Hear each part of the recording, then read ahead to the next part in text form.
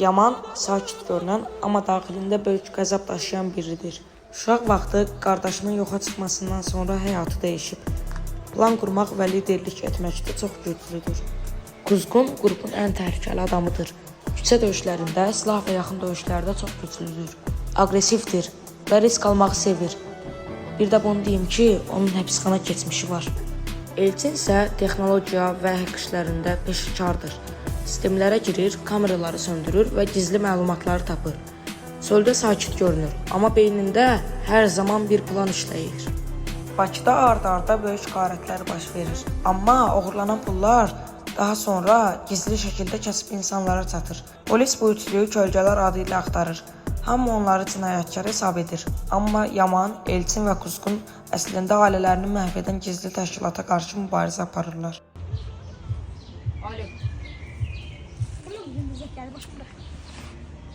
Böyle kaçtın o? Ne?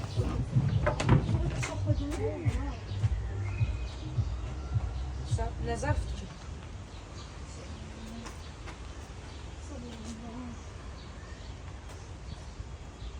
Ben 5 dəqiqə sizlə əlaqə saxlasam olar. Ne oldu?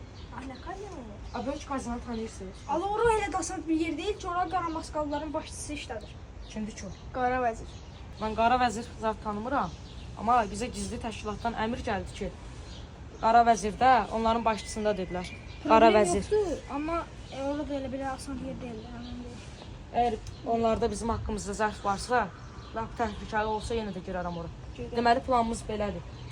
Mən kamera korumalarla yedim. Zərf də mən götürərəm. Allah. Gözləyin. Ver. Amma mənə lazım deyil. Götür dedim. Mənə lazım deyil deyirəm. Tut bunu. Çox. Məndə də var silah. Səndə silah var? Var məndə. Davay. Gəl.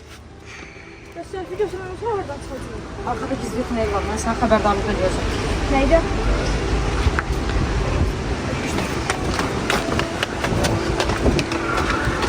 Ay, altın qoydum. Ürəyimiz böyüdü, evlərim yanacaq. Gecə tezi ədəbiyyat tapacaq. Biz nə yatdıq ki, nə yuxu görək. Çalışdıq ki, hörmət qazanaq bir də çörək. Gecələr şəhərin gözləri yumulur. Meyit məkiddə günah. Onlar şirindir, həqiqət acıdır. Durma aşkım eldən. Mikrayonda səhər açılır. Maddələr aparır axır. Göz yaşı ağrıdan ağır. İndi qonsuların xəyallarından böyük. Toplu sürü gəlir. Oldu dost cininlik. Arda ulan, həyatda uduzar. Evin girmişik, düşmüşük uzaq.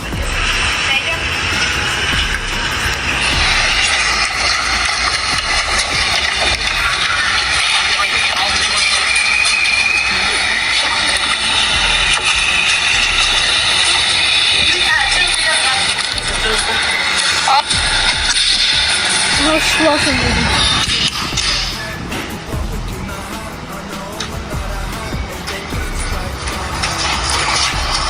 Selfie götürün ya.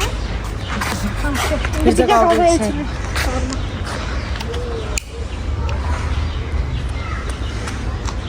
Alo. Haradasın Elçin? Çıxmışıq gəl. Kazinonun tünelindən o biri tərəfə, əks tərəfdəyik. Aşsa o tərəf. Gəl. Məktubu sənsiz açmırıq, gəl. Yaxşı, gəlirəm, gözlə. Haha, götürdüm məktubu. Ama sen olmasaydın, bu məktubu nereden mən götürə bilərdim? Her şey sen sayende oldu. Bizim de rolumuz var ama bizim rolumuz var. Qal məktubu açma. Bax şöyle. Allah bizim uşaqlı şaşımız. Allah. Allah ortadakı Allah. mənimdir. Bu da Burada işte mənəm.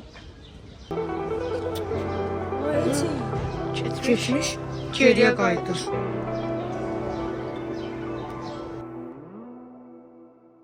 Ürəyimiz böyüdü, evlərimiz balaca. Gecə tezi əcəl bizi tapacaq. Biz nə yatdıq ki, nə yuxu görək.